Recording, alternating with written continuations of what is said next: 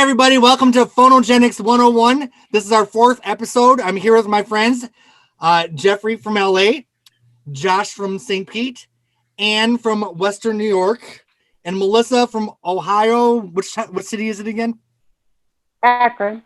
Akron, that's right. Akron. I always get Akron and LeBron James. Yeah. Yeah. Much thanks to all my Patreon subscribers for making this possible. If anyone is even willing to donate $1 a month for the cause, it helps pay for my Zoom. So tonight we are discussing Lana Del Rey's NFR, aka Norman Fucking Rockwell. Woo woo. Now, Melissa, what happened when you said that to Alexa? She censored herself. She would not say the word fucking. She was like, Norman Rockwell. Well, story of my life, no fucking in it.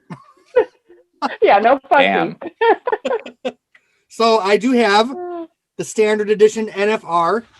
I did order the version from Lana's website that actually has the full uncensored title on the CD. Oh. And then we have the Urban Outfitters exclusive vinyl with a weird cover of some girls sitting on a rock. Oh, that's a terrible picture. Okay. Yeah. She likes to do the DIY thing sometimes, and sometimes clearly, it's like not. sometimes it's a failure. Gloss. I had my mom get me the green vinyl limited edition. My mom got it for me for the holidays. I haven't been able to open it yet. But Oh, cool. And which cover? Is it the standard cover or the it's weird the standard cover green vinyl.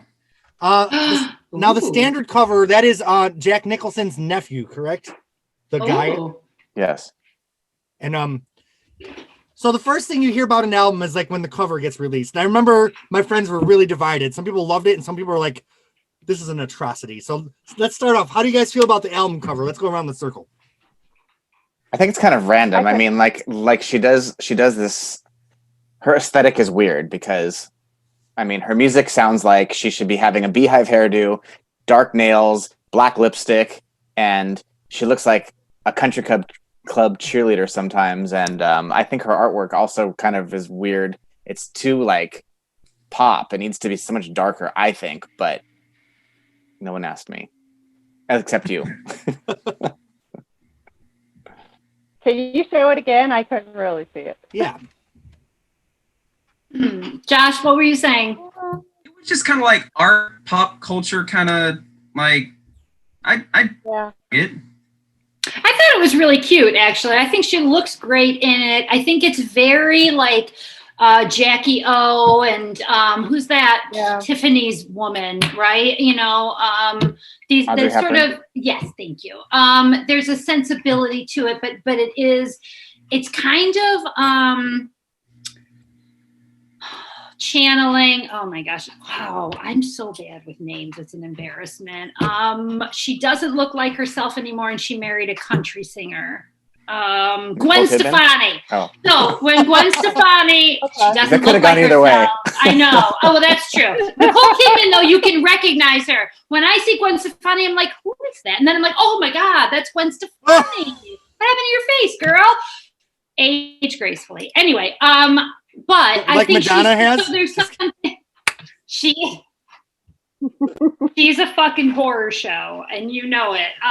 That's so she scares. That's the me. next episode. What's the next episode? Yeah, she's the reason why lingerie shouldn't be sold to people over like 60.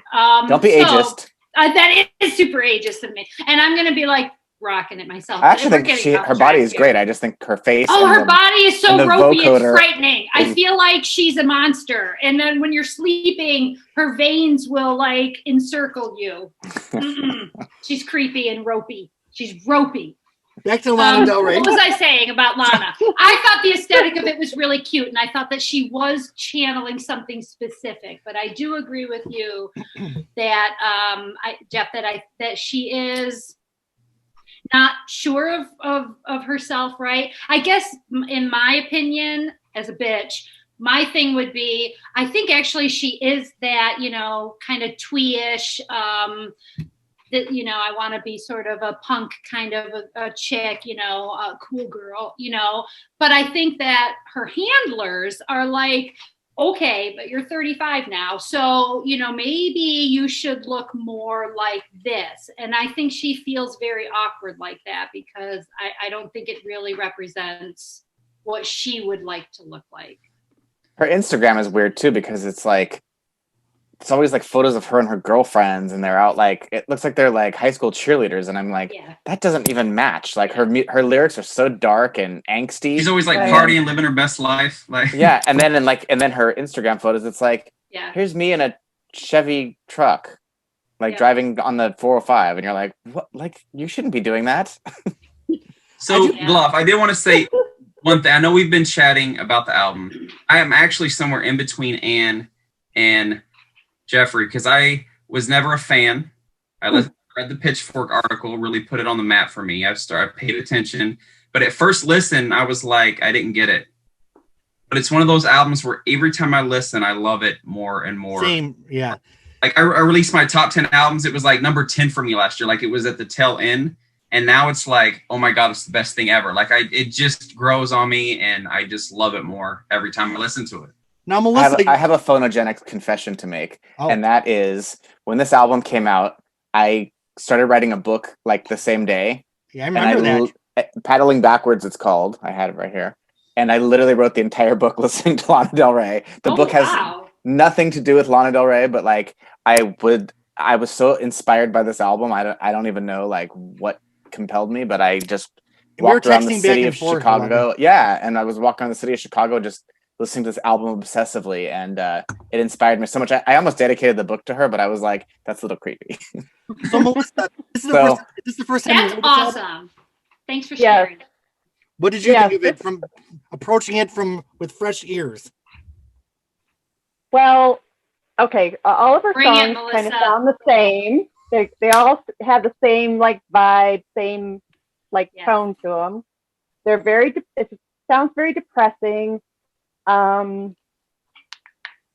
couldn't really listen to the album fully the whole way through the first time.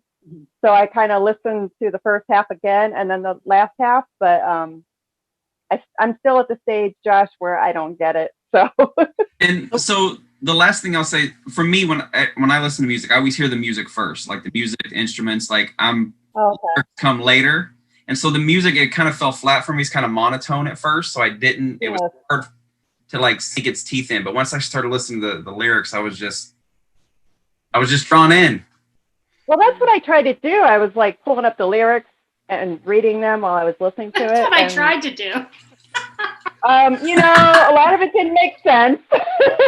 That's poetry, right? It doesn't have to. She has some like super great lyrics, and then other ones where she's basically just like quoting a bunch of artists that she likes, and then like basing a lyric around it, which I think sometimes, I mean, at least she has good taste in music, but it's like, just mentioning Lou Reed's name as a lyric is not really my favorite. Let me give a little bit of my history with Lana Del Rey, then we'll go into the track by track discussion. First time I ever saw her, I was at my friend Oki's house. He's like, oh, check out this new artist. And he played video games. And that was one of those times that like music stopped me in my tracks, because that was a time when it was Kesha, Lady Gaga, Fergie. You know what I mean? And then here comes this really, really slow song with a really lo-fi video, whether it was curated that way or not. It was still different than your high-budget Lady Gaga. Totally agree. In that first video, Lana Del Rey, like clearly she had lip injection. So she was just there. I was like, I was blown away. And I was actually writing an album at that time. I'd been doing dance music for many years. I'm like, holy shit, you can write a slow song. So hearing video games changed my art too, to, realize that everything doesn't have to have a beat. Although it might be nice if we had one once in a while. So then, at that point, only video games was out, and then some other like lo-fi videos. And I remember when Born to Die was like her first big budget video. When that came out, it's like, all right, let's see what she's going to do now that she has a record company really behind her. And her first, like, she had a couple albums out before, but her first like official release as Lana Del Rey was Born to Die, which I love that album.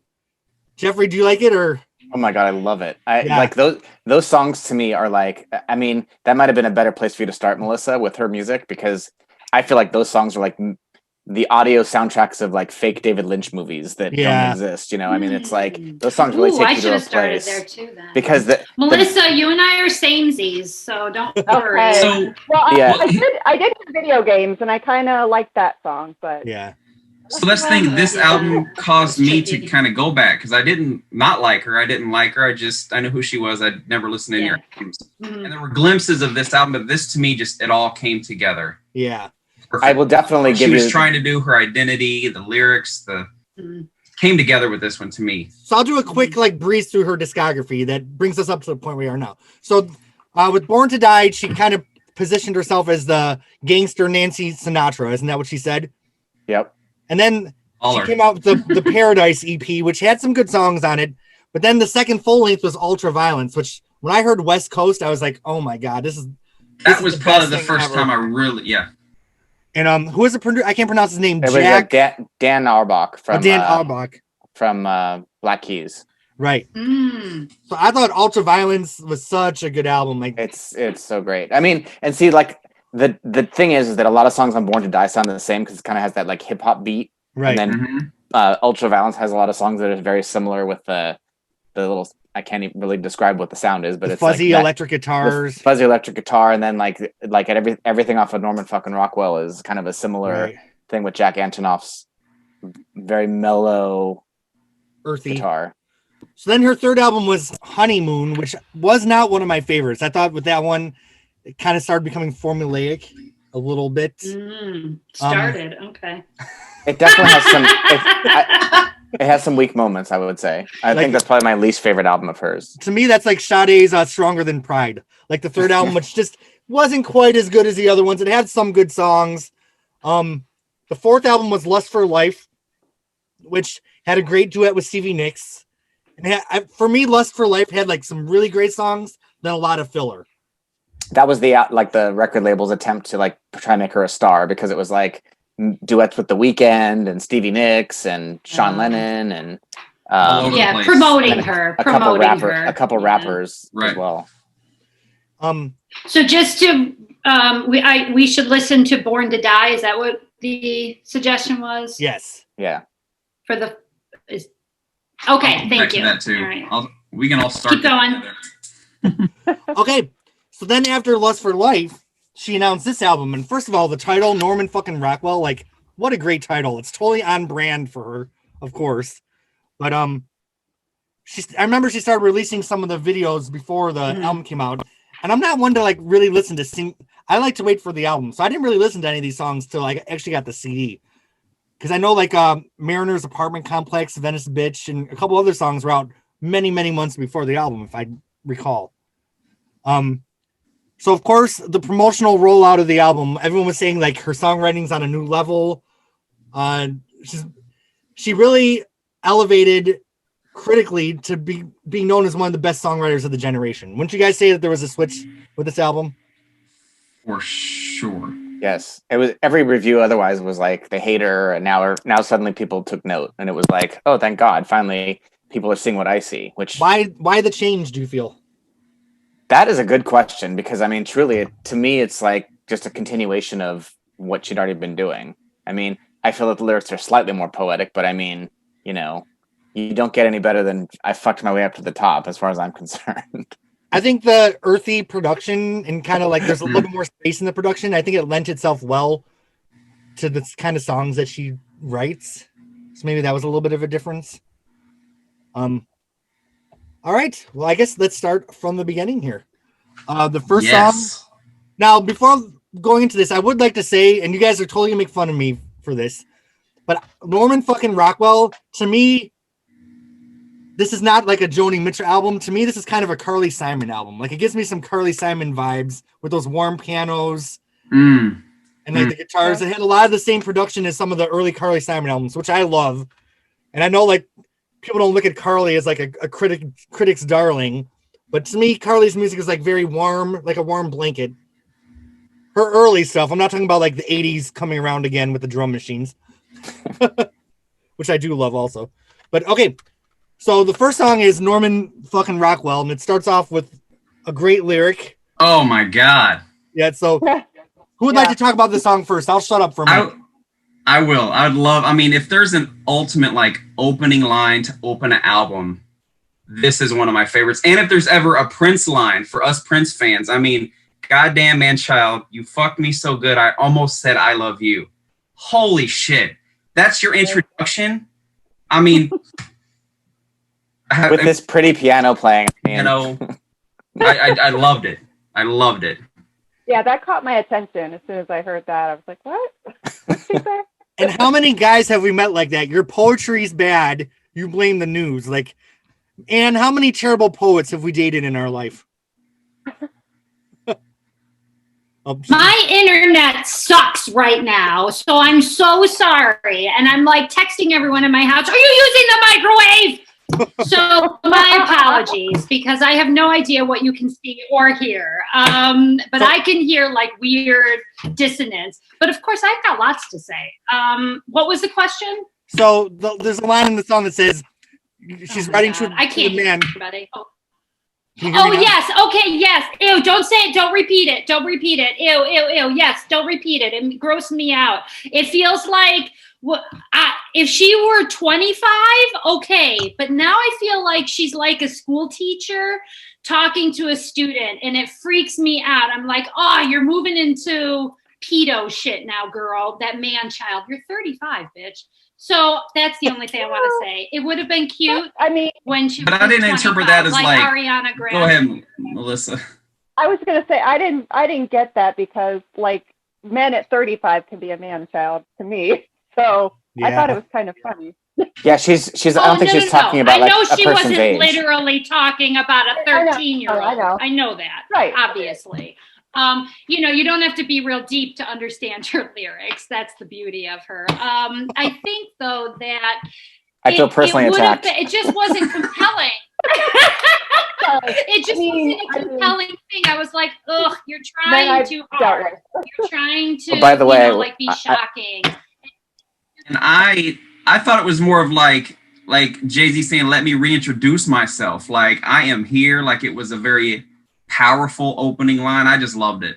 Oh God, no. See, I love it too, because I feel like, I'm in my mid 40s now and I'm still dating the tortured artist, bad poet. So 35, 45, do we ever really change? The thing is, isn't she the tortured artist, bad poet as well? Like, I just felt like it was a really judgy song. I loved it because I love a bitchy song, right? Well, but at the same time, I just felt like it was way too heavy-handed, I guess. She pokes fun at herself, and in fact, the opening lyric in the song "Honeymoon" from the album "Honeymoon," she says something along the lines of like, "Fuck, I can't think of the line, but it's like something like there's nobody for me but you," or some I don't even remember. Yeah. Her digs at the guy, like it was just. It's a dig at the guy, but I think she's probably also making fun of herself. Right. But what irks me about that song is that she wastes such a great title and not saying Norman fucking Rockwell in the song. Right. Which I feel like that could have been a great subject. Which it's like, why even call the song Norman fucking Rockwell if like you're not gonna. Well, yeah. Because she's but deep.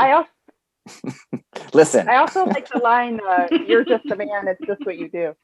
Yeah, been there, done that. There's right? so many good lines. I love the orchestra swells in the song. That's another very Carly Simon-ish thing to me, is how the orchestra kind of comes in and glides. I love it. I love this song. All right. Well, any other? Anne, you didn't tell us your opinion. I don't like the word GD normally, but Okay. I don't like that. But I did like it. When it came in, it caught my attention. That's what it was supposed to do. So the second song is Mariner's Apartment Complex. How do you guys? Oh, I like this one. I sort of feel like the album is divided into two parts. The first four songs are like its own little thing. There's like the fifth song is a cover song, and then from 6 through the rest of the album is like its own piece. And so Mariner's Apartment Complex, I feel like it's part of that beginning. Like you kind of have to get your feet wet before the album gets going. Right.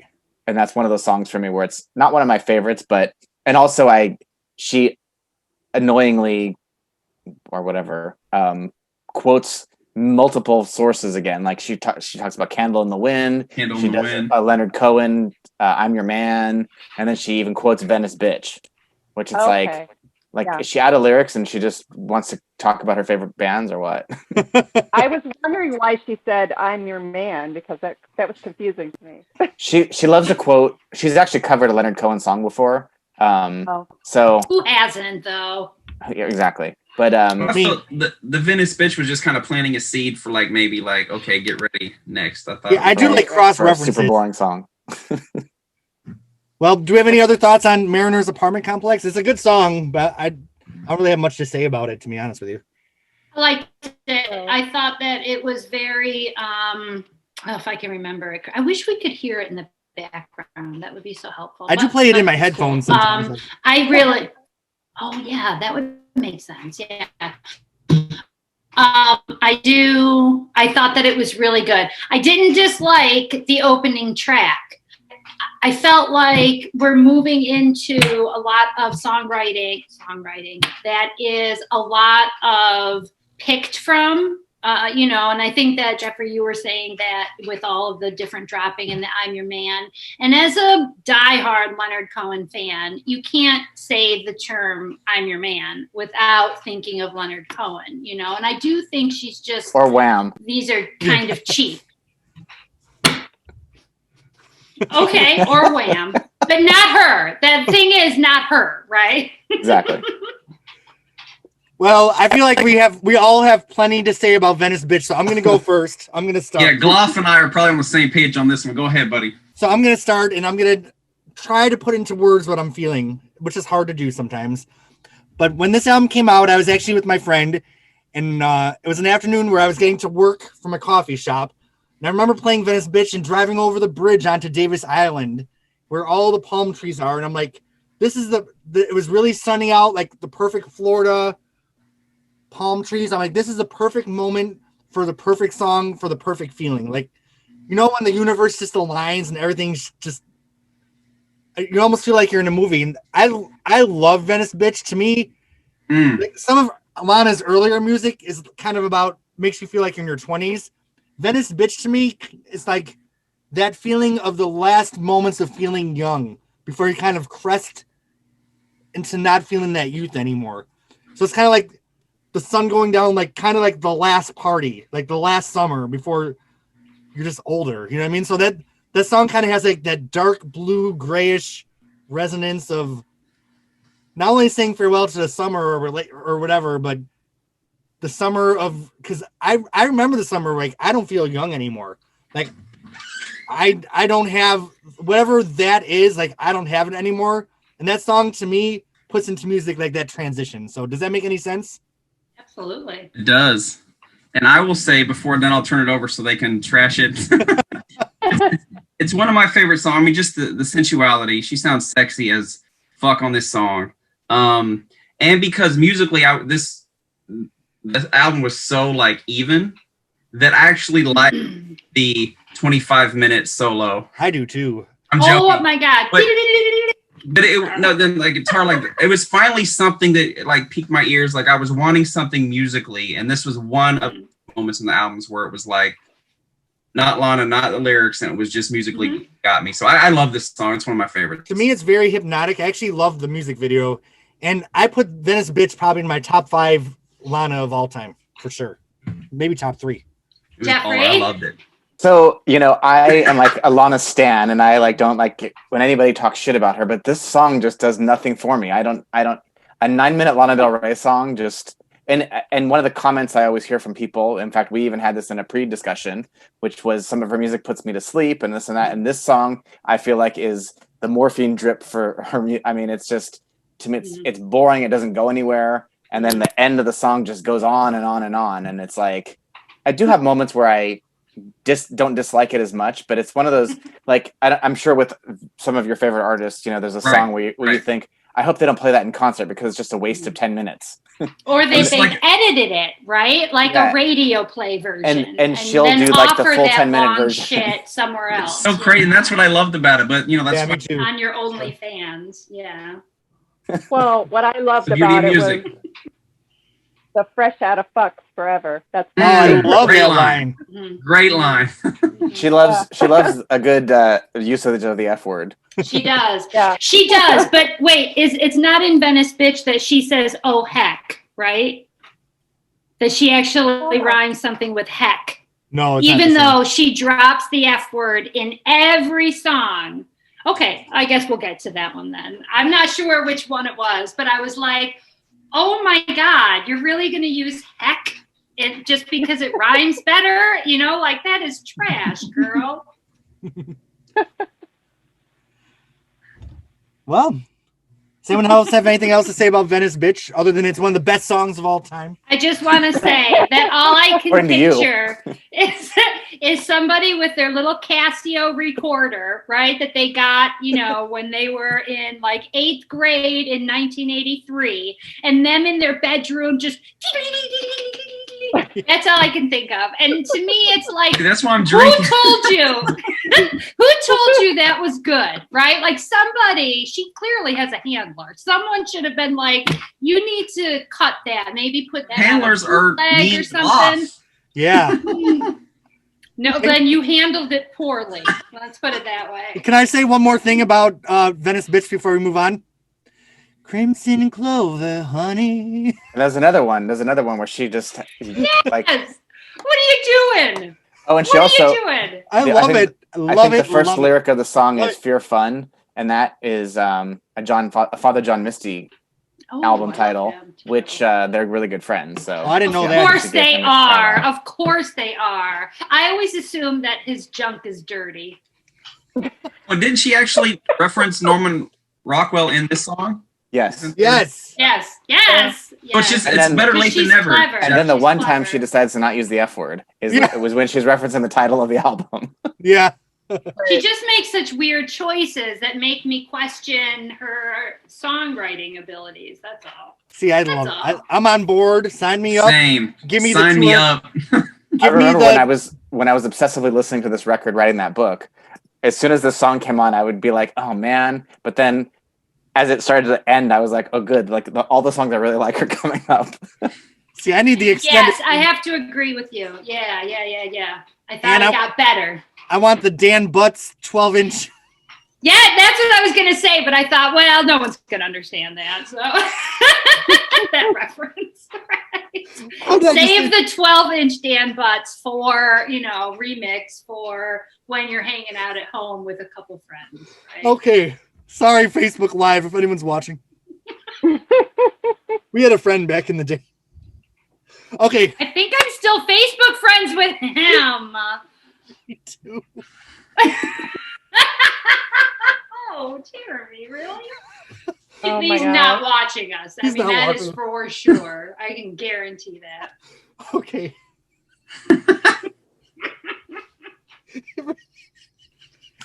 Oh. It really was. This is the Venice Bitch long version. Yes. Laugh remix. Let's keep it going another 5 minutes. Yes. Okay. Let's play the most mellow acoustic guitar we can find. I have a Casio under my bed. We can turn this into a 10-minute jam. Okay.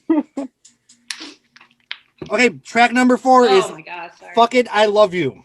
I love that song. Which has 2 different mixes. The version on the CD is totally different than the one on Spotify. Totally different drum beat. You're kidding! It's because I listened on my CD, and then when I listened on Spotify, it's a totally different beat in the song. Isn't that weird? Well, I don't know the Spotify version, and now I want to know that version because, it is unrelentingly slow. Is there more of a beat in the Spotify or a beat in the Spotify version? Yeah. I love the song. Like it's on my winter of my discontent, playlist. Your winter discontent playlist? Yes. It's on there because it deserves to be there, right? It's a great fucking song. Like the line I used to shoot up my veins in neon. Like I love that line. Yeah. Yes. Yeah. I didn't get this song I thought at all. she did a really good job with storytelling on this one. It was concise. It was consistent. It wasn't just throwing in some random, like, look at me, I'm cool. Here's my degree from Fordham or wherever she went to, right? I think it was Fordham. Great use of the word fuck. She says it like, fuck it, I love you. Like, it's a good song. It's a good song. So, Melissa, you weren't feeling this one? Yes, Melissa. No, not at all. Not at all. Why? What did you dislike? I don't know. It seemed like this was the beginning of the deep, like I'm gonna lay in a tub with maybe splitting my wrist or something. I don't know. What do you dislike about that? Melissa's like, give me the funk. Yes. Yeah. This album does not have the funk. No. No. The closest thing is the next track, which is Doing Time. So so I did like "Fuck It, I Love You." To me, it's like Mariner's Apartment Complex, kind of like one of those songs that transitions you from the masterpiece that's Venice Bitch to her wonderful cover of Sublime. So it's like the bridge of that wonderful long Venice Bitch. Thank you very much. Wonderful is silent. Right. So are we moving to the cover? Yes, Sublime. That was well done. I like it better. What Doing cover? Time. Doing Time is a Sublime cover. No way. Yeah. Oh, I think I knew that. Last Yeah, night, but I really like hers though. I listened to the like Sublime version last night, but yeah, this is a good cover. You got to check out the video where she's like gigantic and she's walking through the city like Godzilla. I try to not watch videos with albums like this because I don't want to take away from like your fantasy. Yeah. I did watch that video. Yeah. I'm gonna have to watch her videos because I do think she's silly. And I like well, let me ask Josh. As a straight guy, do you find her sexy or? He definitely does. Absolutely. Yes. Simple, sexy. Like she's. You're not afraid that her lips would blow up. Not at all. They met. Not at all. Josh, as the only Angelina Jolie fan, so I mean, like, maybe that's like my. Sorry. As the only person on this group attracted to females, we need your perspective. No, for real. Like in my other straight friends who are like into music and then into her, like, I think she's. She's totally a package. Like, but yes, and that's cool. And I'm not going to degrade that because I like that about her too. She's very sexy, and I think that she is good at that, unless she's live and in front of a camera, I guess, because then she's really bad at it. So you feel like she pulls it off maybe more in photos than actual like. I think she pulls it off because it's very much a persona, and the thing is, Melissa, I was thinking about this when you were saying like you just couldn't get it. So I too would not have been able to get it either, right? Because she is really poppy and bubbly in real life. But then her music's like, quoting Sylvia Plath, and we all know where that leads, right? Then she literally like has the same life, goes to a really important, she's New York and goes to a great school and gets a BA. I don't know in what, because Wikipedia didn't give me that information. So, she comes from, thank you. She comes from a nice upper middle class, like she's living Sylvia Plath's life. Her dad was a publisher. Like, right. And then her mom was a teacher, like, come on. But that was like after she was an accountant, so anyway. Well, they tried to just take on whatever careers they want to take on. They tried to actually slam her when she came out because her father was rich, and they were like, "Oh, he just bought her a contract." But the thing that people don't know, and the only reason that some of the fans know, is because her hard drive got hacked many years ago.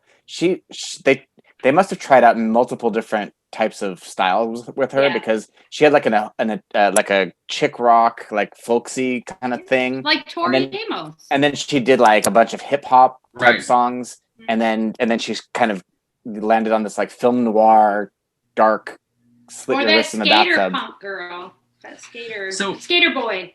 I will say about the cover. The cover wasn't a departure from the original, but it was still her own. And I don't know if it makes sense, but like I mean, it's similar enough, but it's still, she puts her own like flavor spin on it. I like that she left the lyrics completely intact.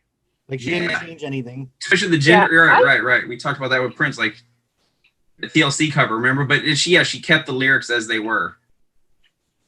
I didn't know this was a cover, but I was like, I've heard this song before. Why have I heard this song before? Because it wasn't a big, huge hit. And her version's so different, too. Like, I didn't even think of Sublime. And then Sublime's version is like a very, very, very loose cover of Summertime by George Gershwin. Yeah. Right.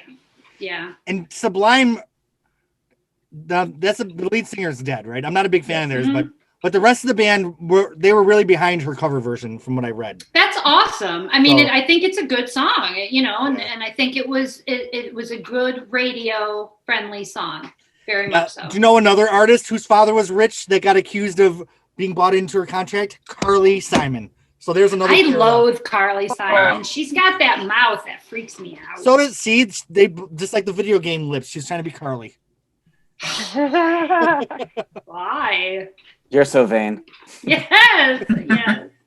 But So- in Lana's case, it's you're so vain. Oh, I know. But yeah, I'm not really a Sublime fan, but I just think this cover, it's hard to take a cover, own it, make it Yeah. like she really put her own spin on it, and it doesn't interrupt the flow of the album. Like it really works within the album. Not at all. It really does. And it's also, I think, like Jeffrey said, it's like a high point in the, in terms of like a beat and stuff, Mhm. right? And so, Right, which is absolutely. weird. And then it's like, don't expect that anymore. Yeah. No, right. So much for the Just a beats. little taste. Melissa, And then were it you went feeling it? downhill. Yeah, I did like this song, but like I said, I've heard it before, but I just didn't know it. But I was like, oh, this one's kind of cool. It came in with the summertime and whatever. Who sang it before? Sublime. Sublime. You reference? No, before that. Oh, George Gershwin. Oh yeah. The beginning part, summertime. Yeah, George Gershwin. Yeah. So I really like that. But I don't know anything about her. Like this is really the first time I've really listened to her. I've heard her name, but I've never dug into who she is. But I appreciate that you took the time to listen. It's cool to have all these different points of view. You know what I mean? So I does enjoy this. she. Absolutely. All right. yeah. So next is Love Song. What does everyone have to say about that one? Oh, remind me. Somebody quote some. Josh, quote some of the lyrics, please. I'm not remembering. This was I think another sensual song, car references. I just think it was this is one of the more sexy songs on the album. What are your thoughts? The precursor for like when I start to really like the album. Like after the song, like it ends and then like Cinnamon Girl starts and then it just from there on I love the album so much. But this is like a palate cleanser after that kind of first half and then Doing Time, which is like kind of its own little island, and Right. then this is the bridge to get to the next step in the journey, as it were. Now I feel like this is Well, also. I didn't download it, so I guess I didn't like it. I didn't have an opinion on this. I mean, it was just kind of boring. I feel like this is where the album kind of goes into this. There's a lot of like the Laurel Canyon, early 70s Joni Mitchell, Neil Young kind of references throughout the rest of the entire album. So I feel like this is where the album turns the corner. Of course, next is Cinnamon Girl, which is a Neil Young song by title, but it's her own song. Like it's not a cover of the Neil Young. Well, We go fast, we go so fast, we don't. Oh, Yes. sorry. Yes. Yeah, it's okay. It's all She's doing homework. right. I'm like, what song is it? Oh, I love it. Yeah, I loved it. There goes my YouTube video. it's very pretty. Now they're gonna pull it down. Oh, I'm sorry. It was. Oh no. It was quick. It was. It was. just Oh a no. second. Yes, it was just a Yeah. snippet of it, and I will shut you down. But I pay Yeah. I pay for this through Apple, so I feel like Thank you very much. Thanks for that, though. That's a good. Yeah, it is really pretty, and I think it's a very pretty song to come off of Doing Time. Me I too. think it's a nice transition song. But again, real lethargic, Real lethargic. indeed. I can still hear this it. is about where I turned it off last night. Oh, I think. Oh, I don't think I have my. so up next is Cinnamon Girl, which I love. Like I Love. love Cinnamon Girl. I do like this song. I like this song. When I first looking at it, I was like, well, you said it was Neil Young, but I think of Prince because he has a song called Cinnamon Girl. Oh, he does on Musicology. That's That's right. where I went. And I was like, oh, but it doesn't sound anything like that. Of course. Right. Nothing like it. But it was kind of cool. I did like it. See, this song to me is like how some of her earlier stuff, it really just puts you in a mood and it's super dark and it could almost be the soundtrack to like a make-believe David Lynch movie where it's like she's referencing all these pills and, just kind of putting it like It's that I can't even explain it really, but it's like that feeling of darkness, but it's like a good feeling. I know that. Yes, of course. I live in that feeling. Yeah, that's okay. That's my life right there. Yeah, that's goth right through and through.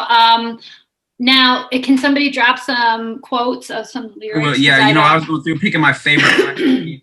My favorite one is "Hold me without hurting me. You'd be the first who ever did." I mean, still waiting for that in my life, by the way.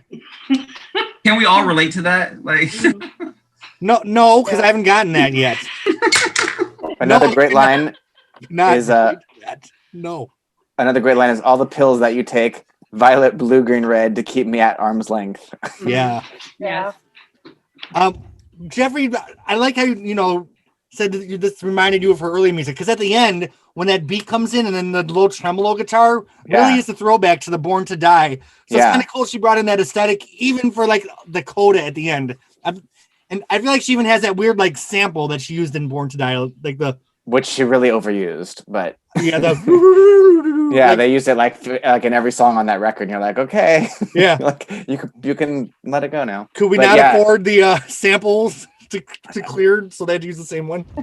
But I do love that little coda at the end because it's super dark, and I mean, it's just I don't know, I love that song. I remember listening to that song when I was well. Let's move on to. Okay, never mind. Oh, I've got something to say. Okay. So the very first lyric is clearly heard, and which is cinnamon in my teeth, which drives me crazy because how would it be in your teeth? I think it's in my teeth. Tongue. It could be in your tongue or in your mouth. I think it's in my tea. No, it's in my teeth from the mouth. Cinnamon in my teeth from your kiss. See, and I'm touching me. Lana Del Rey. What? I know. You were so washed over by the idea of her mouth. I like it too. I'm with Josh. The thing is, but it can't be in your teeth. And you know what?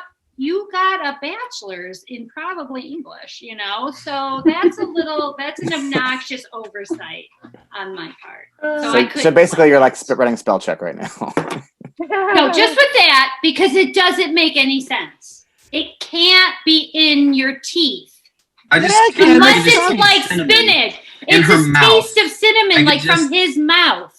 Well, technically, all the pills that person took would not only keep her at arm's length, but the person would be dead. Her tongue. It could be on her tongue or in her mouth. Wherever. Both of which would have worked very nicely. You see, in my teeth. Cinnamon can congeal. I feel like it can indeed get in your teeth. That kind of reminds me. It kind of reminds me of that cinnamon challenge. It's something that I'm like, all right, I can't like it. Move along. You guys remember that cinnamon challenge that they had a few years ago? Yeah, my daughter did that. Where the kids, the kids were taking cinnamon. That's what that reminds me of. I have cinnamon in my teeth. I mean, it probably is a reference to that. Knowing Lana Del Rey. What year was this? Hilarious. 2019. Yeah, 2019. Yeah, it came out in August of last year. So she probably wrote it in 2017, 18, I would imagine. Right. Well, my daughter was doing 2012. So after this is I don't have my glasses. I'm getting How to Disappear. How to Disappear. Love this song. Yes. This is a good one. All right, I'm gonna have to look. What do you like about it, Ann? And play a tiny snippet. They're not gonna take us off YouTube. Take this away. Let's get it going just a little bit. Oh, I remember it now. This one is a very sexy beat, right very there. Very sexy, Patsy Cline-ish. Mm-hmm.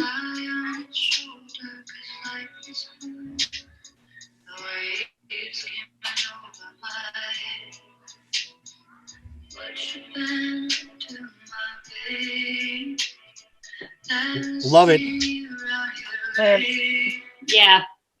It's beautiful. It's very retro, right? It has that real sensibility to it with that, that light. Nice. I feel like no one else, that song is made for her voice. You know what I mean? Someone with a more soulful voice, it wouldn't work. That kind of detached. Yes, it does. It does highlight her voice nicely, I think, unlike many of her other songs. That cheap little Casio that's playing could be like a Leonard Cohen instrumentation. It could be. Yeah. Right off the future. I mean, were they going for like a Doors kind of but it just. Well, it is that like it's 70s Laurel Canyon throwback. I mean, I do feel like that if she had to describe the album, she would probably say that. Now, how would Joni Mitchell feel about that? Because Joni Mitchell kind of gets mad at everything. Why would Joni Mitchell, for those of us who have no interest in Joni Mitchell and know nothing about her other than her weird shit, why would she dislike that? Was she the queen of Laurel County? I was just, it's on my list. That's the Blue album, right? Yeah. That's one of Jeremy's favorite albums, yeah. Favorite Joni album was Hejira, or however you pronounce it. Yes. But you loved that. You were going through actually used to scare me. I don't know why. Her cheekbones looked like they would slice you in half. Yeah, very frightening. Very frightening. I didn't realize until recently how much of a smoker Joni Mitchell was, because there's a guy that I'm friends with on Facebook, and he posts all these Joni Mitchell photos, and literally every photo of her smoking. Well, her voice went from like a soprano to like a bass. Yeah. Oh, well, there you go. Oh, wow. And one of my favorite pictures of Joni Mitchell is apparently like, Prince was like, that's like his idol was Joni Mitchell. Yeah. And there's a picture in one of those photo books that came out of Joni Mitchell at Prince's house, and she's got a cigarette like right in his face. Oh my gosh! He tolerated it for her, though. He tolerated it for her, and it's like the one time. Yes. Right. He wouldn't have even tolerated it of Jesus, I'm sure. It is, or Jehovah. Sorry. Yeah. All right. Especially next if is he was being given a blood transfusion. Do we have any other thoughts about How to Disappear? No, very good song. Very good song. This isn't the one that she says heck in, is it? California is next. I love this song. And can we get a little sample? Do you mind being our sample? I don't mind at all because it reminds me.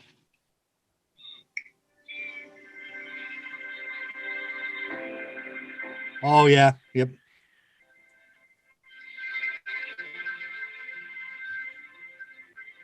I know she does a lot of that like talking in the song, like yeah, that's an unfortunate thing. She needs to stop that. You don't ever have to be stronger than you really are. When you lie in my arms, baby, you don't ever have to go faster than your fastest pace, or faster than my fastest car. So I love that line. That's the line I wrote down. I love that because she says that, I read it in your letter, and I really loved that because I felt like that was a really honest thing. Like that bitch probably did go through his letters. So, and I didn't know. And it felt like, how do you respond in that situation? It was such a sad thing that he wished he were better. So I didn't know how to interpret it because I hear everything through a Prince lens and like Little Red Corvette, but like go faster than your fastest pace or faster than my fastest cars. Was that like sexual reference or a drug reference? Interpreted it? Yeah, it felt like it was just living hard, right? Like just it's trying to go so fast that you don't have a past and you don't have future. Spiraling out. So yeah, I just heard that line differently. She's a spiraling out kind of girl, isn't she? Yeah, I interpreted it more like sexual kind of. Well, of course, because you want to fuck I her. didn't get any sexual vibe from that lyric. And again, that's totally fine, and I think she portrays that. But I did feel like this one, because usually she's super horny, right? Yeah, usually, and she puts that right out there, right? But I did feel like this one was, it just felt very, very much sincere. I feel like it's sincere. Yes, thank you. Got it. Yep. Yeah, she sounds very heartbroken and very desperate. And I mean, I love the. I don't know if it's. I guess it would be the chorus where she's like, "I'll pick up all of your Vogues and all of your Rolling Stones." Which these are all references. Dark. These are all references to Joni Mitchell's song "California," because there's a line in Joni's song "California" where she has a line about Rolling Stone in Vogue. Oh, I did not know that. Oh, no way! Yeah. So Joshua just had the Blue album. Blue is the album that has California on it. So after this, go and listen to that song. Obviously, that's what she's referencing here. I just can't listen to Joni. Okay, that makes sense. After all those times making me listen to that damn democracy. Oh, it made you listen to terrible things. You were so good. Yes, I just can't. All right. She didn't sound like that in her later stuff. It's like, eh. Her and Marianne Faithfull, like the 2-octave voice drop. Oh, I love her though. Yeah, hers was always really deep though, right? We need to do a Marianne Faithfull album someday. Yes, and the Pointer Sisters. But that's a different conversation. Sue Ann Carwell. Okay, the next best. Stop trying to make that happen. The next best American record is next. Thoughts? So first of all, as a nerdy fan that's a diehard, this version has different lyrics than the bootleg version that has been out for like years. And this version, it's basically the chorus is different, and I feel like the lyrics are much weaker. The point of the song was to write the next best American record and all this other stuff, and the original lyric was "We did it all for fame," and this one is whatever is on tonight. I just want to party with you, and I'm like, they really just took a really great thought and really watered it down. So this was an outtake from Lust for Life, right? Here's my favorite lyric, though. Oh, this is cool as heck. Yeah. There's your heck line. Yeah. It's just really unfortunate because that's not a cool line. It's right up there in I Love New York, where Madonna rhymes New York with dork. Oh. That's terrible. That's so terrible. I can't even. I always tell people that her 3-year-old daughter at the time wrote that. Yes. She would proudly claim that, though. She would do anything for her art. I don't know. I like the song, but it was never one of my favorites. Great. Same. And I love the end when it's like, when my baby gets down, and then like the little explosion, and it's all like dramatic, even though it's like that melodramatic. It's not like an explosion, like if in a Prince climax, it would be like a crazy finish. It's very subtle, but Lana's very subtle. I feel like yeah. I feel like she really hit. Like, as a songwriter myself, not to be pretentious, sometimes like it just hits, and you just write a big block of really great songs. Not saying any of my songs are great, but you write a whole block of songs. I feel with this record, Lana Del Rey wrote a whole block of really great songs, and then she brought in this song that was older, and it's just not as strong as the stuff that she wrote specifically for this album. I feel like. I think it's a strong song. I just feel that she watered it down with that lyric about "I just want to party with you." Yeah, and then also coming off of the other song that was right before it, where she was talking about having a party, and it's like, who sequenced this album? Yeah. I thought that it fit in terms of its style very well and its content, because it was all about, that sort of looking back, right? She's aging and things are changing and, Sure. and right. And so I did feel like it fit, but again, it was boring. And she said he was cool as heck. And she loved that line. She says it like 6 times. So safe to say maybe this is probably our least favorite song on the album as a group, maybe? Mine, No, yeah. Venice Bitch is for sure the But least. other than Sorry, Jeffrey. I think that I can do Venice. Song. He didn't say the best song. He said the worst. Jeff, your connection is getting a little shaky there. Yeah, I think you're gonna drop off the call. So maybe. Okay, the greatest. Next is the greatest. Yes. Which was like kind of looked at as like an anthem for a generation, right? Was it? By who? Some review somewhere that I read. Oh boy. I like it. I don't understand some of the references. I mean, like when she talks about Kanye West is blonde and gone, what does that even mean? I mean, I know that he had blonde hair for a hot second, and then So I've read interviews on that, and we're just like how obviously lost his mind. She looks up to him as an idol musically, and I think just I like those 4 lines. Hawaii missed a fireball. There was those like fake like alarms coming that like a missile was coming, and Korea stuff, and then Kanye's gone. Life on Mars ain't nothing but a song. LA's in flames. Like it was almost kind of apocalyptic in a way. When she was saying Kanye was gone, I kind of felt like he's gone out of the zeitgeist. Like his moment's over. And I thought it was like kind of a jab too. Like I just get offended by hearing the word Kanye and greatest in the same sentence. Right. I liked it. I thought that the lyrics were pretty funny, right? This is the one, yeah, where she's like, you know, if this is it, then am I thinking of a different song? I think Kanye being blonde and gone kind of reminds me of Dennis Rodman when he was blonde, and they're both like crazy. So Yeah. I think it kind of fits together. Madonna worked with both of them. Maybe that's the common thread. I don't think she worked with Dennis. I think she did something else with Dennis. I think Oh, that indeed. is a great She point. worked her magic, is what she did. Yes. We have Kanye to thank for Rebel Heart from Madonna, so let's just move on before. Oy. No, I like this song. I think it's one of my top 5 on the album. I like it. For me, there's something that was just a little bit off about it. I don't know what it was. Like, I felt like it could have been a little bit more epic, maybe. Well, I do feel like sometimes she kind of sings off tune, like even in "Fuck It, I Love You" when she's like she kind of like shrieks. Yep. And Yes. Yeah. you know. Her But you know vocal- what? I kind of like that. That's very punk rock. I like a good Yeah, I mean, shriek. I'm I don't not thi- sure that's she's- what she was going for. I don't think she but, does it because she yeah. can't sing. I think she does it just because like it's probably like that was the take Yeah. that moved her or something. It's like and she Kate decided to do it. Bush. Yeah. We all love Kate. Do we like Kate Bush here? In this, Of course, we love Kate. Not Bush. obsessed, but- It would be but like her. crazy to not like her. and you introduced me to Kate Bush. Okay, Jeremy, this is Everyone Kate. needs a little Kate, Bush. so next is Bartender, which I love. Yes. I love Yeah. Bartender. Might be my favorite off the album. I love Yeah. it.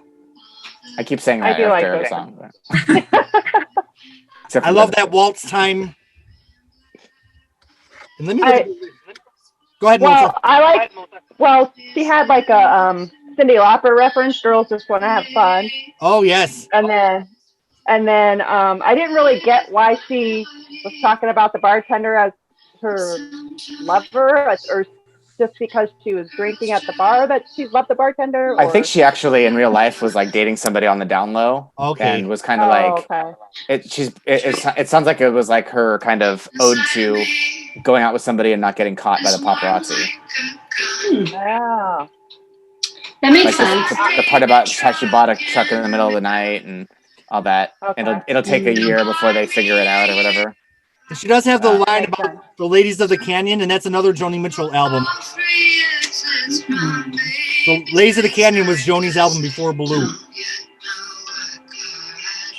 Wow. She's just begging for people to think she's clever. And I just feel like Damn. it's who inspired her. That could be the line of the night, Anne. And I just think it's a nod to the people she loves. I think it's genuine. But it's more of a nod, you know, like it's, yeah, I don't give a shit again, you know. I mean, there are things about her that I really like. I like that she sucks live. I like that, you know, I like that I like some of her songs, you know. I like her embracing Great gowns, of needing to beautiful get gowns. fucked all the time. Her beautiful gowns. You know, I do think that the thing is, and I wanted to say this earlier, the thing is that if I were the same age and was listening to this, if I were like 30, I would have been like, what is this? You know, like, this is ridiculous. But then Tumblr came along, and I started teaching students who use Tumblr. And I couldn't understand why they were talking about how terrible their fucking lives were and how tragic everything was. And then you turn around and they're like, ooh, on Instagram, I'm doing this fun thing and my life is great. And look where I just, you know, I couldn't mesh those two together at all.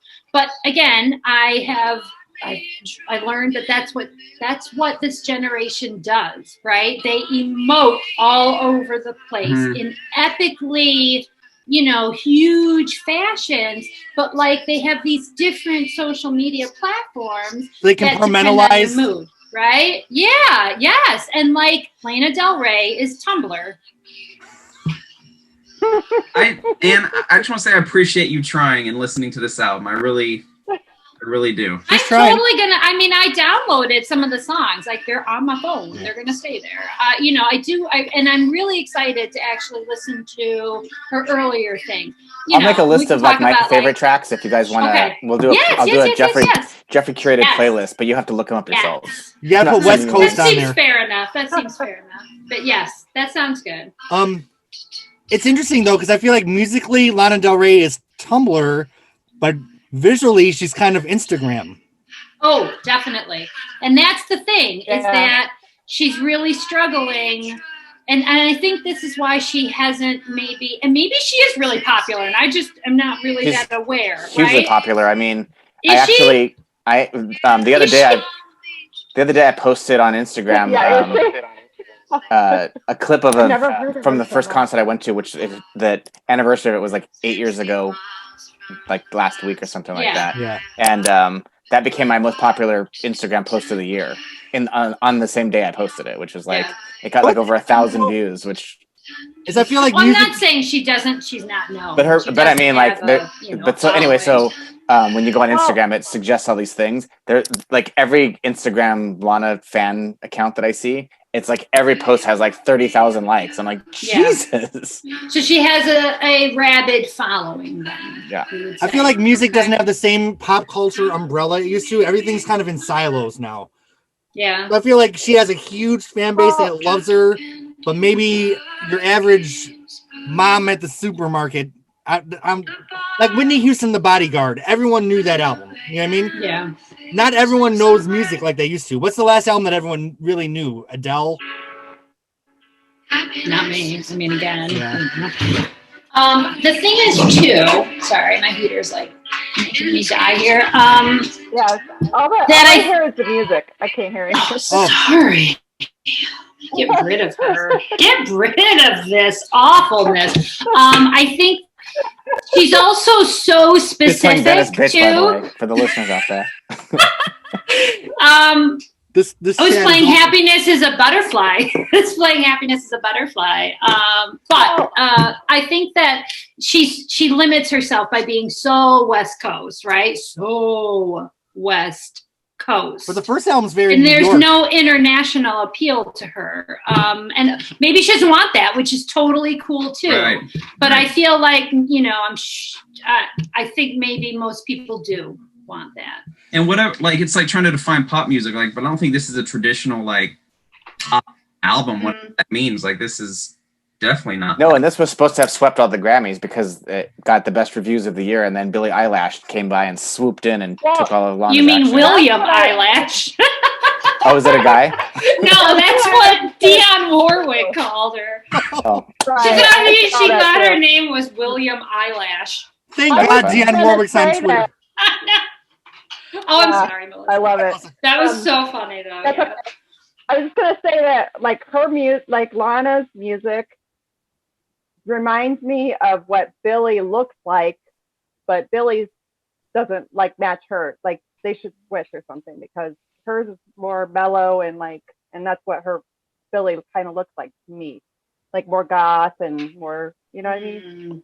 I as a goth, I don't want to listen to Billie. I love her and I think she's adorable and I support her. I'm saying that Lana, but I don't want to listen to her music. Yeah. And I think you're on something with like Image too. My friend who was supposed to come tonight but couldn't make it, when we went going back to the Pitchfork review, we heard it like one of the best living American songwriters. We looked at each other like, the fuck? Like, are we missing something? And we weren't paying close enough attention.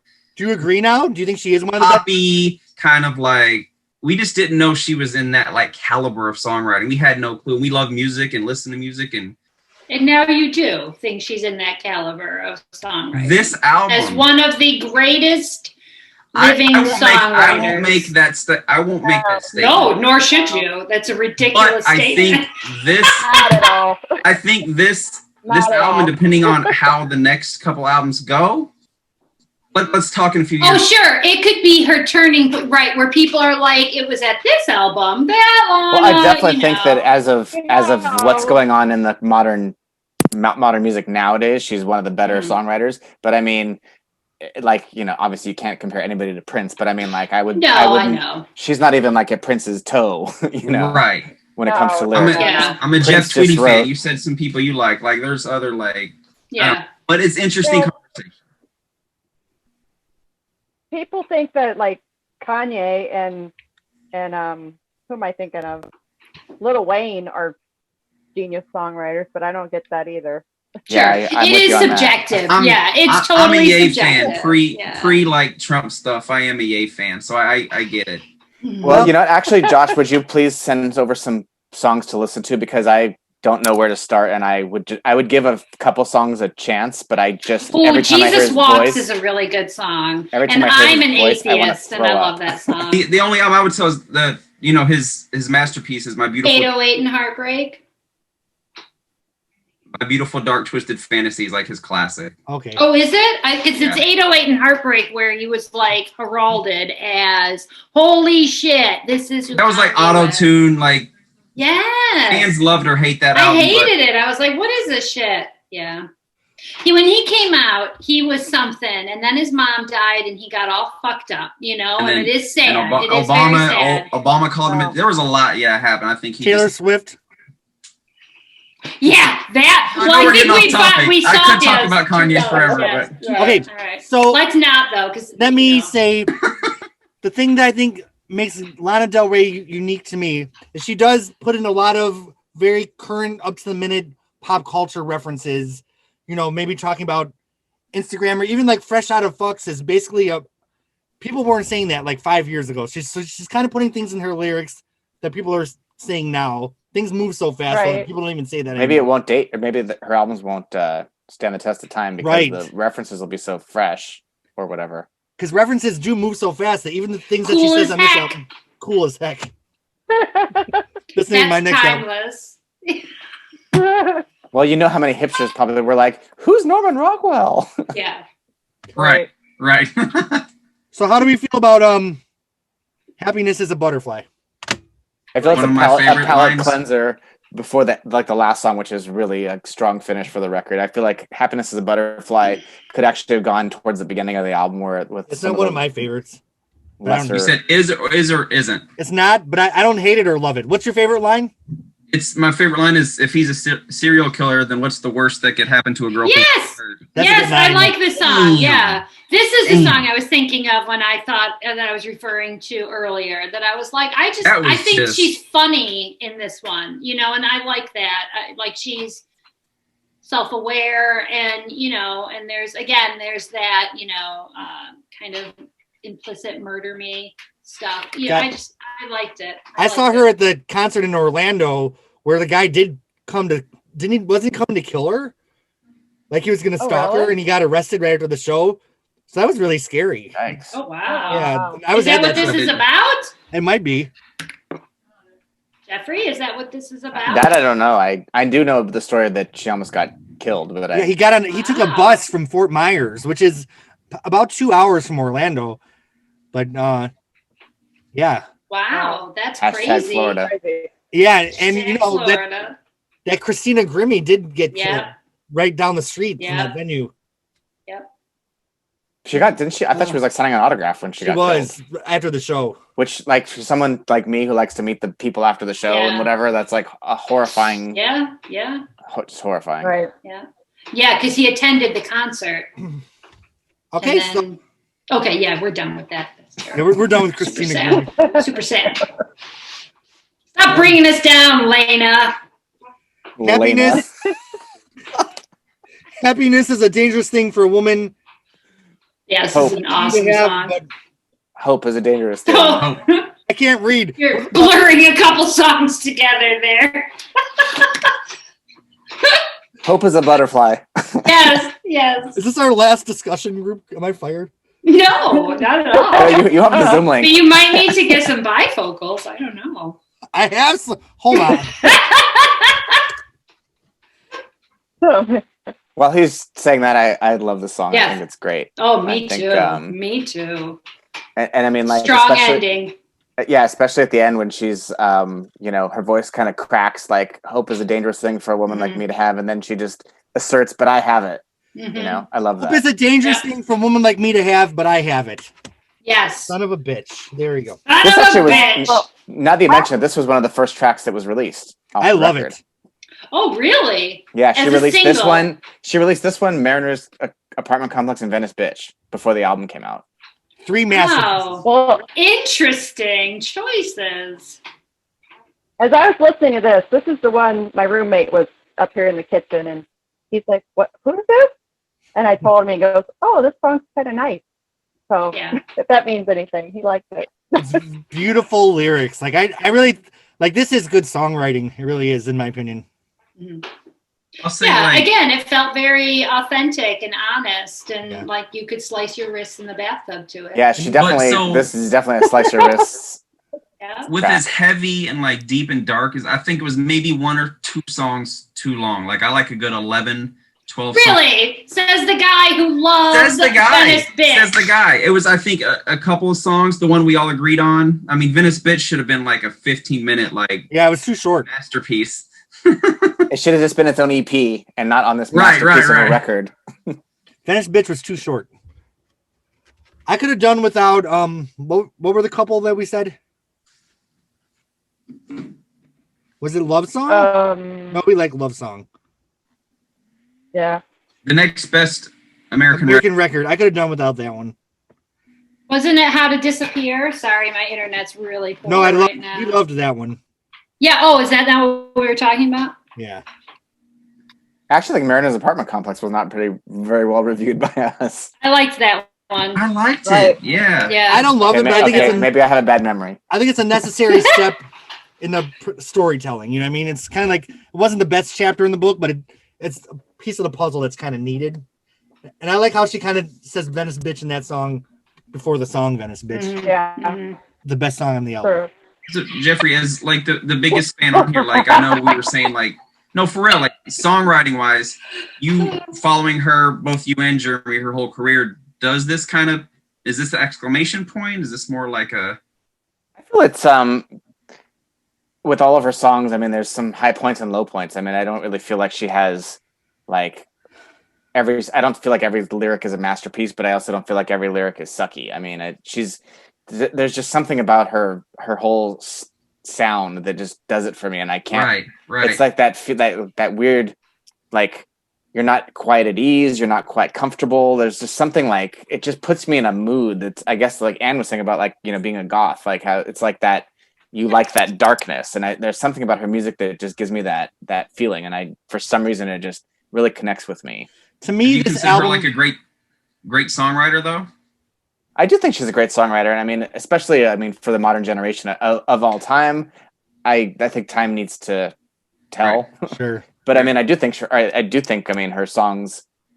I mean, pretty much every album that has come out. I would say Honeymoon didn't really make me listen to it obsessively, but all of her other ones, when they came out, I was like, couldn't stop playing it. And I felt like Lust that's for a Life rare thing these days. had a lot of filler. To me, this album put her back on the momentum that she had with Born to Die and Ultraviolence, and even Paradise, the EP. So I felt like this was the same level as the best work that she did in the beginning, but maybe earthier production that critics like more, of course, than her hip hop hybrid from the first album. I have to pose a question. Would we like her as much, or like the genius songwriting skills and the songs themselves, if she didn't have like a 12-piece orchestra plus the Casio guy backing her up? Because I did listen to this like 4 times. I did not listen to Venice Bitch 4 times though, because obviously once is enough, right? But I did listen to the album a few times, and again, now I'm an expert. But I do think that not that I'm like looking for shit to pick apart, but yes, I am, because that's just who I am. I would say, go ahead. Would you still like? Because that's what I was thinking. Like, all right, I'm now, I like the music. It has like it's really well produced. I think the thing that seems least produced is her voice, actually, which is kind of weird. Like she hits some, hard. No, and again, I'm all for that. But it seems weird in contrast with how heavily produced this album is, just with really great stuff, and again, not that and so to me, she's like, she should be lounging on a piano, right? Drinking a martini and singing slow songs. I wish it was darker, actually. I feel the album is actually a little bit too airy. I feel like the song California, when that chorus, when she's talking about I'll pick up all your Vogues and all your Rolling Stones, that the way that song is really dark at that moment, like her earlier stuff, like all of it is like that, which is, again, it just does it for me. I feel like this is a little bit too light. That sounds like it would do it for me. And I think Venice Bitch, the reason I don't like that song is because it's too light and fluffy, and I feel like it's not dark enough but it's not worthy of her darkness. See, I feel like it's dusky, which I like. It's like that right when the sun's going down. Yeah. Which is kind of where I'm at in life right now, I feel like. And I don't know that I would describe it as overproduced. I think musically I was maybe more... I don't know. I'm not saying it's overproduced. I'm saying it's heavily produced. Well, this is There's interesting. There's a difference, Joshua. One of her main collaborators is Rick Nowels, who got his start producing on Stevie Nicks' Rock a Little album. But he was another the main woman that needs to be heavily produced. He was this Rick guy was the main producer of Belinda Carlisle for all of Belinda's hits. So it's interesting because I do hear some of that pop aesthetic from Belinda Carlisle in Lana Del Rey. Yes. Which I love. Like, interesting. I love Belinda. Her look is more like Belinda Carlisle. Yeah. So he wrote Heaven's a Place on. Yes, that's a great song. Yeah. And then he rewrote it for Lana as Heaven is a motherfucker. No, I'm just kidding. So definitely one of the best albums of last year. I'm really curious how the follow-up to what many perceive her best album is always hard to, replicate that. A lot of pressure. Surpass that, or it'll be real interesting to see. And the next album's going to be called Chemtrails Over the Country Club, right? Is that the name? Which I think is that sounds fun. Well, she actually did a spoken word poetry album, which in fact, Jeremy... That sounds awful, but okay. It actually, once again, her music inspired me, and then Jeremy and I ended up doing an EP. Yes, we did. A spoken word EP based on it being inspired by Lana Del Rey. So if worst case scenario, it's produced a book and an EP for us. Yes, sure. In my Inside of Blue Buildings album. That is awesome. Oh, that was inspired by Lana? Inside of Blue Buildings? Yeah, because I was doing remember the album before that was this with all the dance music and Manhunt and everything? Yeah. Then I heard Lana Del Rey. You talked about it on Facebook too, I remember. I'm like, oh my God, I can write slow. Like, not everything has to be fast. So she definitely inspired me to go back with the earthier direction on Inside of Blue Buildings. So, yeah, pretty cool. Thanks, Lana. Thanks, Lana. So now she's got a new song out, right? And so there's a new album in the works. So did we want to end with that new song? I didn't really like the new song. I didn't. What'd you guys? She actually has a Prince reference in it. If anybody caught it, she mentioned Purple Rain. Purple Rain. Oh my gosh, she's back to her old tricks again. Yeah, I wish she would kind of stop with the. Yes. Did we talk about it more? It's a dangerous thing for a group chat to have, and we have it. I totally missed that conversation. I don't know. Isn't her new song called like "Love You Like a Woman" or something like that? I feel like I actually listened to it today for the first time because I was trying to save it for the album, and then another friend of mine named Jeremy actually asked me about what my thoughts on that were, and then I watched the Jimmy Fallon performance, which was like a music video, but it's a different version of the song. Aren't those gender roles? What the hell? Aren't those gender roles a little bit outdated? Like "Love You Like a Woman," like. What exactly? She plays a victim sometimes where she's like, please love me. And then the next song is like, I fucked you so hard that, whatever. I guess that's life, though. We're a little bit of everything. I guess. Yeah, that's true. It's perfect for the hipster generation of like, It is. One day I'm hot and one day I'm cold, Who am I? What am I? I still don't know. So. I can't remember the song, so it did not do anything to me. I couldn't stop focusing on her in the video. It was just so fucking I haven't watched it. Weird. So and she was wearing an outfit that I don't know why she thought that was a good outfit for the dark and her dark hair and the dark surroundings and the darkness of the song that I I couldn't focus on the song, but it sounded a lot like this album, right? Yeah, this album. So I was like, all right, so if this is your radio, but then again, you did say that she, put out 3 songs that I wouldn't have thought were her radio, when they weren't, right? They weren't the ones that ended up being the radio friendly ones, right? I feel like the biggest single from the album maybe that means there are better songs. I feel like the radio single from this would have been the Sublime cover, honestly. Like that was the. It was.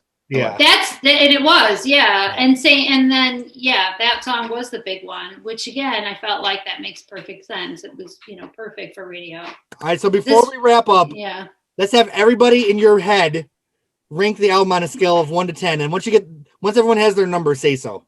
I got my number. Got it. Got it. And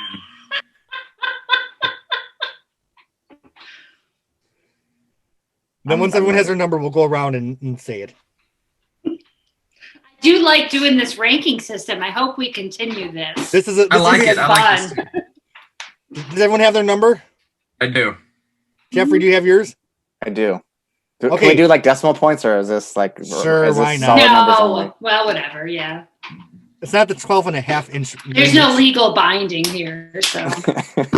Okay, I give it 8 out of 10 stars. Whoa. An 8 out of 10. 9. 9? I think we should be able to guess each other's. That would be fun. Next time. Melissa gives it a 4.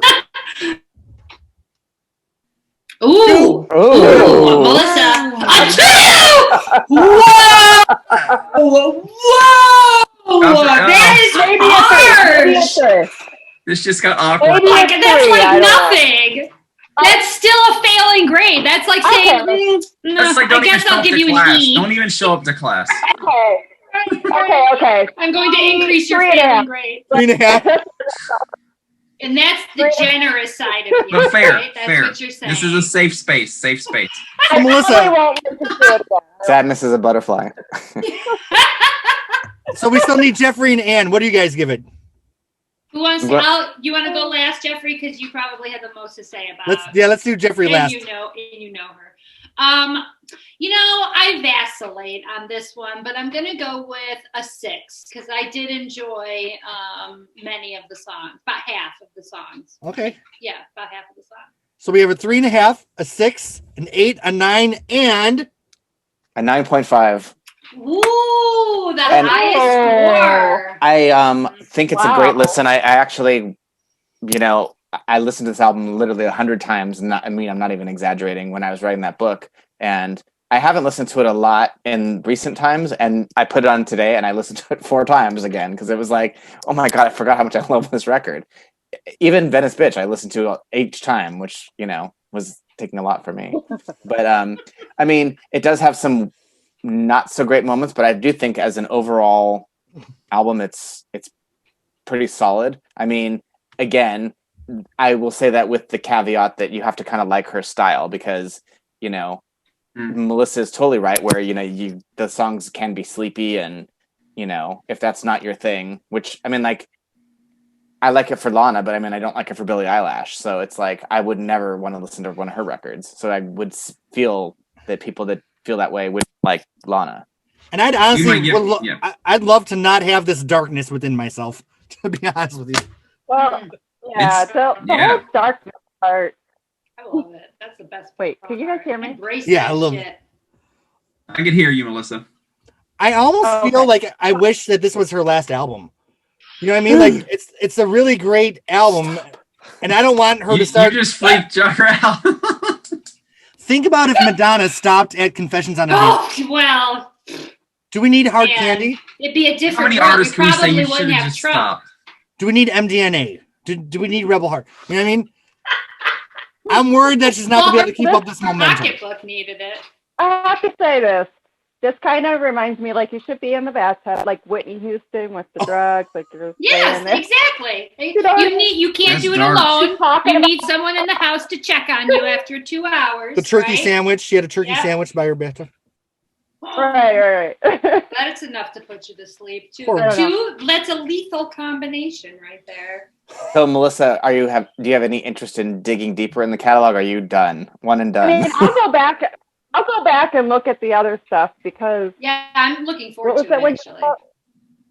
Born to Die. I'll listen to that. And I did love. And I did like video games. I did like that. Yeah. Video games made me laugh because it was so ridiculous, but it is cute. I do love that Disney version of that song she did for Maleficent too. I love that version. That song was kind of boring to me. A couple of her soundtrack songs were boring. She's boring.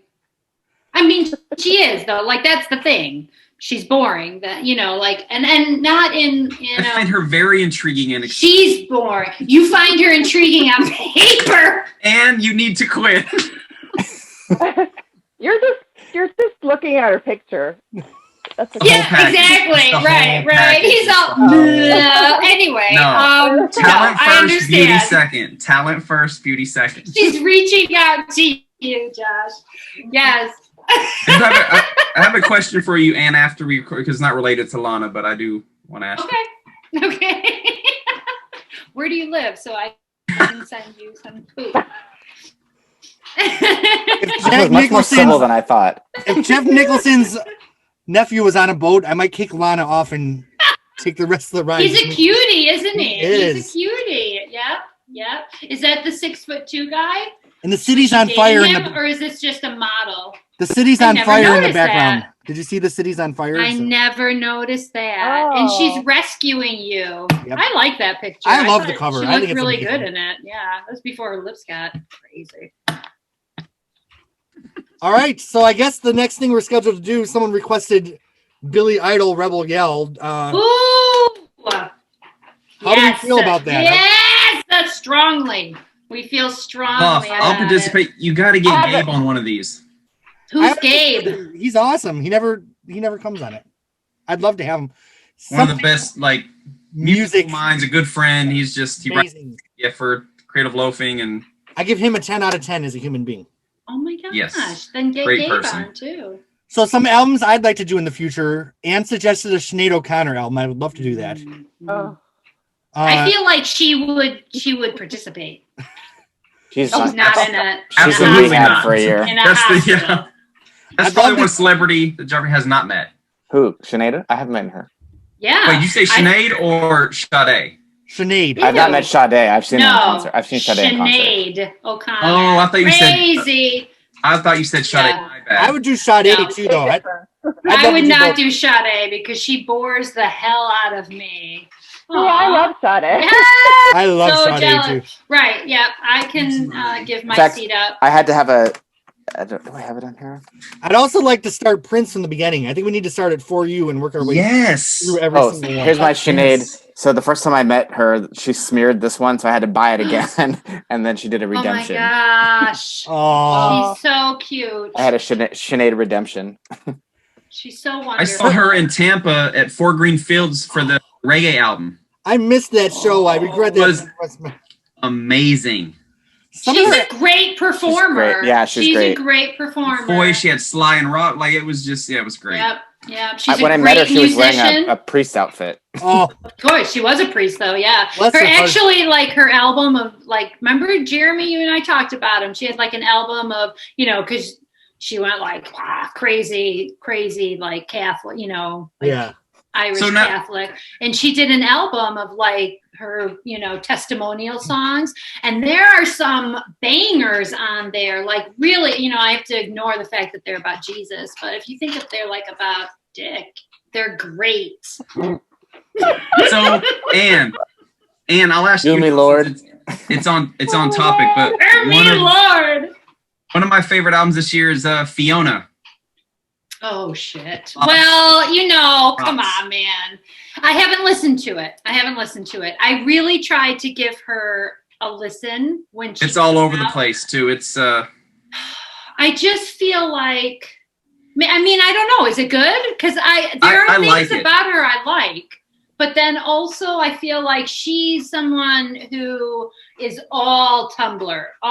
There's no reprieve. Right. But I figure songwriting, you might like her songwriting better than Lana. I have not listened to her enough. I do think she's very clever, though, with her lyrics. I do like the way that I always appreciate it. Yeah, I appreciate Fiona. What about the surprise Taylor Swift album? Did anyone listen to it?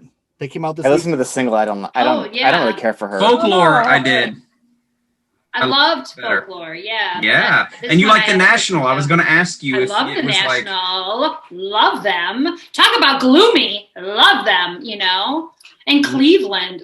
Nothing good comes out. I was seeing Brandon Flowers in concert one time, and the lead singer of the National was walking by, and he was like, "What's going on here?" And I was like, "Aren't you the lead singer of the National?" Oh my gosh, he seems like such a regular kind of schlummy. Yeah, he's a very nice guy. Yes, I love and nice. Yes, I love that first Killers album, Hot Fuss. Yeah, I feel like that's a masterpiece. Their new album actually has like 5 good songs on it. Yeah, the first 5, right? Okay. Then it kind of disintegrates after. I wouldn't say that. I'll have to listen to it. I don't know if they're 5 in a row, but I know that But Lindsey Buckingham's actually on the first single. Yeah, and we also Melissa. Do you like Tay-Tay? Taylor Swift? Tay-Tay! I love her as a person. I do. Yeah. And I think she's a good friend. And what's up with Lorde? What's going on with that girl? I don't know her. Okay, so are there other suggestions for albums, Jeremy? I'd love to do a Tori Amos sometime. Oh, hells yes. I have nothing to say on the Tori Amos. Yes. What? Really? And yet love Lana Del Rey. I won free tickets to this show where she performed all B-sides, and all these diehard fans couldn't get in and were crying. Jesus. And it was your name was on a list, so I couldn't even give the ticket to somebody. And I sat there and I was 1 inch from her playing the piano, things that people would die about, and song after song. And I'm like, I have no idea what song this is. I have no idea what song this is. That sounds like a terrible concert. I told you all I went to see her, but my biggest takeaway was Rufus Wainwright, who I loved and Gloff hates. Oh yeah, I like Rufus, but I get it. He's an acquired taste. I don't like his songs. I completely understand why. I don't want to hear what men have to say in songs because I think they're all liars. So right. And I do think it's very gendered. I prefer a male voice, also because I can sing better to a male voice. Though I do like Lana because I can sing to her songs because they take no effort. I love her subtle jab. Right when I think she's gonna get. Every time I want to start liking you, Anne. I know. She just ruins it. It's a gift, really. All right. Well, do we have any final thoughts on Lana Del Rey? She's perfect. That's it. Okay, she's perfect. Lana, if you're watching, call me. Venice Bitch was She's Lana, a cutie. I do like her. Aww, I love that shirt. Very nice. That is just put that back up so I can stare at it. The weirdness of it a little bit more. Why are they doing that? Are they in a yoga position? Because that's even worse. Yes, they are. I want to show you three Lana Del Rey things that I have. I feel like she chose that picture and someone else chose the good one. I met her at her very first concert, and she saw her. This is what her autograph looked like. Okay. Aww. And this is the video game single. And then, 6 months later, when Born to Die came out, I met her again, and her autograph was completely different. It evolved. Because it made sense with her new look. And then she sold Lust for Life signed on her website, and I'm pretty sure it's fake. Oh my god! Because it doesn't look anything like. It doesn't look anything. It doesn't look anything like it. It looks like an old woman's. And it took a year for this to come. And maybe her mom signed it. If I can't see him right, I question it. I've gotten some autographs like that too, and I don't. Some PR person wrote it, or I don't know. Yeah. I definitely think the one from her website was fake, and I was like, "What the fuck?" Right. And then it took forever. Too much of a difference. Belinda Carlisle did it. All right. Faked it. Thank you to my friends for joining me in this discussion. Thank you to my Jeremy subscribers. Thank you, Jeremy. I'm down for doing this more than once a month if people have free schedules. I look forward to this. So. Obviously, I do because I alienate everyone at this time, but I can do it. No, this is a great time for me. 8:00. So till next time, this was the best. Go listen to Venice Bitch, the best song. Yeah, baby. Ever. Venice Bitch. Yes. The best song.